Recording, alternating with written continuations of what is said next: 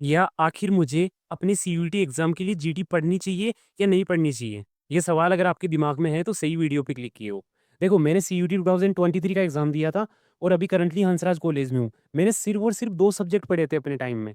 आखिर कैसे मैंने इतने सारे सब्जेक्ट एलिमिनेट कर लिए? और आपको आपकी सिचुएशन के अकॉर्डिंग क्या जीटी पढ़नी चाहिए? क्या लैंग्वेज पढ़नी चाहिए? सारे सवालों का जवाब इस एक वीडियो में जानेंगे। देखो आराम से समझना, एंड तक पूरा समझ में आ जाएगा। तुम डिसाइड कर लोगे कि तुम्हें जीटी लेनी है, मतलब पढ़नी है या नहीं पढ़नी? क्या एग्ज़ाम सिर्फ़ दे के आना है? क्या पढ़ के एग्ज़ाम दे के आना है? या फिर जीटी का एग्ज़ाम ही नहीं देना? सारी चीज़ें इस वीडियो के बाद क्लियर हो जाएगी। देखो, अपन ना एक एग्ज़ाम्पल लेते हैं। मान लो कोई स्टूडेंट है रामू, ठीक है? अब इसने ना सीयूईटी में 3 यूनिवर्सिटी टारगेट की, कि डीयू, बीएचयू, एयू बड़ी यूनिवर्सिटीज़ है। अब ये देखता है कि मेरे कोर्स के लिए डीयू की एलिजिबिलिटी क्या है? डीयू कहता है तेरे पास 3 डोमेन होनी चाहिए, 1 लैंग्वेज होनी चाहिए। बीएचयू कहता है 3 डोमेन ये नहीं 12th वाले सब्जेक्ट। बीएचयू कहता है तेरे पास जीटी और लैंग्वेज होनी चाहिए। इलाहाबाद यूनिवर्सिटी कहता है तेरे पास 3 12th वाले सब्जेक्ट भी होने चाहिए, लैंग्वेज भी होनी चाहिए और जीटी भी होना चाहिए। अब ये रामू सोचता है यार मैं इन 3 को टारगेट कर रहा हूँ, तो इसका मतलब मेरे को 3 डोमेन भी पढ़ने पड़ेंगे, लैंग्वेज भी पढ़नी पड़ेगी और जीटी भी पढ़नी पड़ेगी। नहीं, गलत। देखो रामू रामू ने सोचा यार बीएचयू है ना मेरे से दूर है। रामू राजस्थान का है, ठीक है? अब रामू ने अपने पापा से पूछा, पापा अगर मेरा बीएचयू में हो गया तो मुझे जाने दोगे? पापा ने मना कर दिया कि नहीं बीएचयू तू नहीं जा सकता। या फिर ऐसे मान लो रामू की एक्स रहती है बीएचयू में, तो रामू अपने ज़ख्मों को हरा नहीं करना चाहता, तो वो बीएचयू का आइडिया त्याग देता है। त्याग देता है क्या होता है? त्याग देता है, ठीक है? तो बीएचयू का आइडिया रामू ने त्याग दिया। मतलब इनकी नीड अब नहीं है। लेकिन भैया जीटी की नीड तो फिर भी है। जीटी इलाहाबाद यूनिवर्सिटी में तो माँग ही रहा है ना, तो मतलब रामू को जीटी पढ़नी चाहिए? नहीं पढ़नी चाहिए। क्यों कह रहा हूँ? देखो, इसकी पहली प्रायोरिटी डीयू थी, दूसरी बीएचयू और तीसरी एयू। अब डीयू में 3 डोमेन और लैंग्वेज माँग रहे हैं। इसे सिर्फ़ ये पढ़ने चाहिए। क्यों कह रहा हूँ मैं ऐसा? मान लो ये 3 डोमेन बहुत अच्छे से पढ़ता है, बहुत अच्छा स्कोर करता है, लैंग्वेज अच्छे से पढ़ता है, बहुत अच्छा स्कोर करता है, तो 3 डोमेन प्लस लैंग्वेज का बहुत अच्छा स्कोर इसकी डीयू में होने की प्रोबेबिलिटी बढ़ा देगा। अब आप कहोगे कि भैया इसकी तीसरी प्रायोरिटी का क्या होगा? वो भी क्लियर हो जाएगी। कैसे? 3 डोमेन प्लस लैंग्वेज के अच्छे मार्क्स, प्लस जीटी के गंदे मार्क्स, एयू की कट ऑफ क्लियर करवा देंगे क्योंकि एयू की कट ऑफ इतनी ज़्यादा नहीं जाती। इसको रामू को इस तरीके से दिमाग लगाना होता है। समझे? मतलब रामू को पता है, यार डीयू है ना, ये मेरी पहली प्रायोरिटी है, एयू तो सिर्फ़ एक बैकअप है। तो क्यों ना मैं डीयू के लिए पूरा ट्राई करूँ, जीटी में वैसे बहुत सारा टाइम लगने वाला है। तो ये 3 लैंग्वेज और ये 3 डोमेन और 1 लैंग्वेज ये पढ़ता हूँ।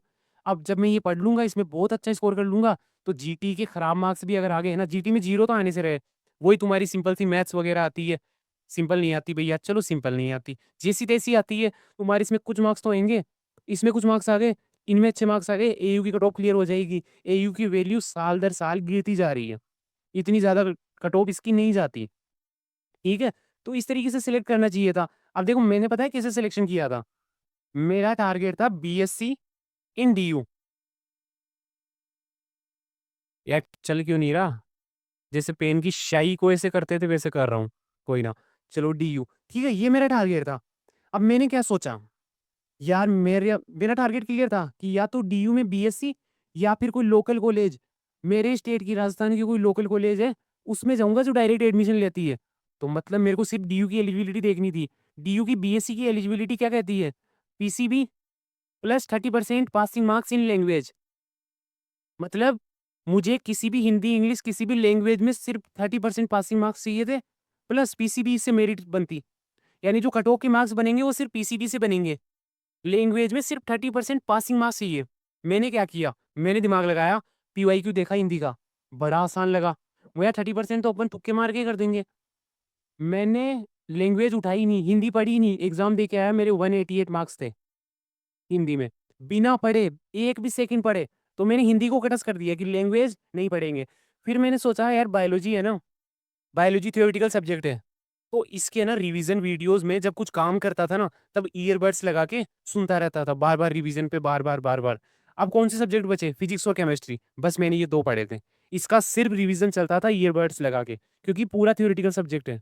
मैं बैठ के पढ़ता था सिर्फ फिजिक्स और केमिस्ट्री। इतने सारे सब्जेक्ट एलिमिनेट कर लिए। जीटी क्यों नहीं पढ़ा? डीयू जीटी माँग ही नहीं रहा था। लैंग्वेज क्यों नहीं पढ़ा? क्योंकि इसमें सिर्फ 30% मार्क्स चाहिए थे। कुछ स्टूडेंट क्या सोचते हैं, यार मैंने ना जीटी ले ली, मैंने एक लैंग्वेज ले ली, 3 डोमेन ले लिए, अब मेरे को ना ये सारे पढ़ने पड़ेंगे। कोई मार्कशीट बन के नहीं आएगी।